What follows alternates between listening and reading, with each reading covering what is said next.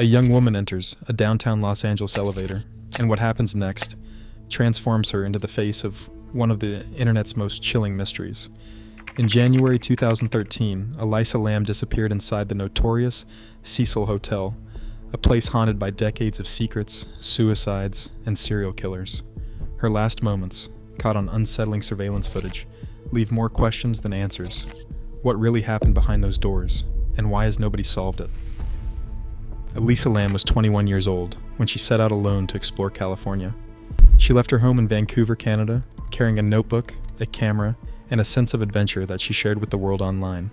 Her Tumblr blog, updated with snapshots and thoughts, offered glimpses into her journey, including San Diego Zoo photos, reflections on travel, and honest accounts of her struggles with mental health. The posts were candid, sometimes hopeful, sometimes raw, but always open. She wrote about feeling the weight of expectations, about wanting to see the world and find her place in it. Elisa traveled by Amtrak and intercity buses, moving from city to city with careful plans and a backpack. She called her parents every day, checking in from hostels and hotel lobbies. Each call reassured them that she was safe, even as she navigated unfamiliar places far from home. Arriving in Los Angeles on January 26th, she chose the Cecil Hotel for its low rates and central location. The building's faded neon sign and reputation meant little to her. She was focused on her itinerary, determined to experience the city on her own terms. In her blog, she described feeling both excited and anxious, balancing moments of confidence with doubts that sometimes crept in.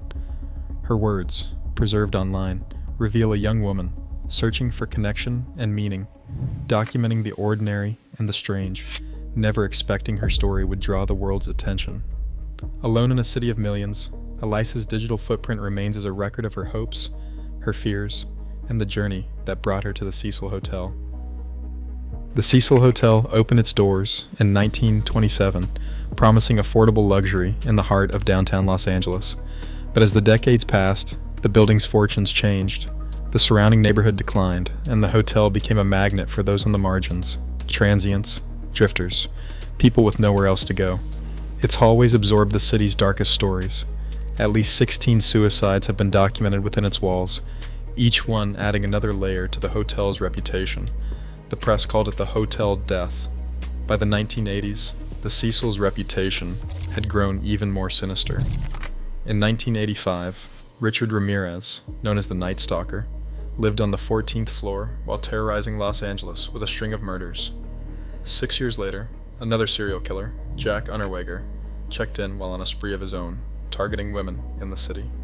Guests and staff spoke of a constant sense of unease, strange noises at night, unexplained events, police sirens echoing through the corridors. The building's faded neon sign became a symbol of lost promise and urban decay. For decades, the Cecil was a place where tragedies seemed to collect. Its walls held secrets, and its name carried a weight that could not be ignored. When Elisa Lam booked her stay, she stepped into a place with a history that was impossible to separate from the events that would follow. On January 31st, Elisa Lam was scheduled to check out of the Cecil Hotel and travel north to Santa Cruz. That day she stopped calling her parents. Concern grew quickly. She had never missed a daily check-in before. By February 1st, her family boarded a flight from Vancouver to Los Angeles, determined to find her. The Los Angeles Police Department opened a missing person case and began their search. Officers questioned hotel staff and reviewed security logs. Elisa's belongings were still in her private room, which she had been moved to after her former roommates reported odd behavior. Notes left behind, doors locked, uneasy glances. Police brought in canine units to sweep the building. Dogs searched common areas, the lobby, hallways, and even parts of the roof. But the sheer size of the hotel, over 600 rooms and long-term residents, meant they could not search every space without a warrant. No clear evidence of a crime meant the search stayed limited. Flyers with Elisa's photo began appearing across downtown, and her family pleaded for help from the public and the media. Days passed with no sign of her. Behind the scenes, investigators reviewed hours of surveillance footage, hoping for a lead. By February 6th, a week after Elisa vanished, the LAPD acknowledged they needed the public's help. The urgency grew, but answers remained out of reach. 4 minutes of grainy surveillance footage changed everything. The LAPD released the elevator video on February 13th, hoping someone would recognize the young woman inside. What followed was a digital wildfire.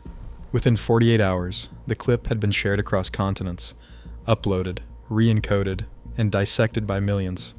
Every click, every pause, brought new eyes to the mystery. The footage begins with Elisa stepping into the elevator, pressing a row of buttons with deliberate care. The doors refuse to close. She waits, glancing over her shoulder. She peers into the hallway, steps out, then darts back in, as if tracking something, or someone, just out of view. Her movements grow stranger. She presses herself against the wall, then steps into the corridor and makes a series of quick, almost ritualistic gestures with her hands. The elevator remains stubbornly open. Only after she vanishes from the frame does the door finally slide shut and the car moves on. The low-resolution video, riddled with compression artifacts and blurry time codes, only fueled speculation. Online sleuths slowed the footage, searching for hidden edits or missing seconds. Some claimed to see a shadow, or an extra foot. Others argued the file had been tampered with. No official evidence ever confirmed these theories. Still, the video's eerie silence and inexplicable mechanics turned Elisa's last known moments into an obsession. The case was no longer just a missing person. It became an internet phenomenon, with millions now invested in finding answers. February 19th, 2013. The Cecil Hotel's morning routine was broken by a string of complaints. Guests reported low water pressure and strange-tasting tap water. Maintenance worker Santiago Lopez was sent to investigate. He took the elevator up, unlocked a door, and climbed the narrow stairs to the rooftop. 4 large water tanks stood in a row, each 8 feet tall and holding 1,000 gallons. Lopez noticed one of the metal hatches was open.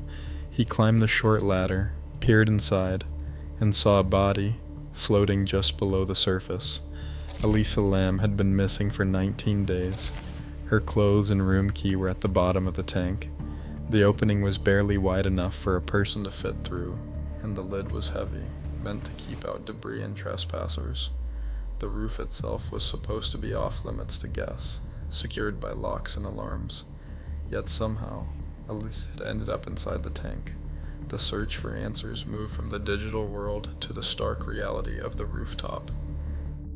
The Los Angeles County coroner closed the case with a single line: accidental drowning, bipolar disorder, a significant factor.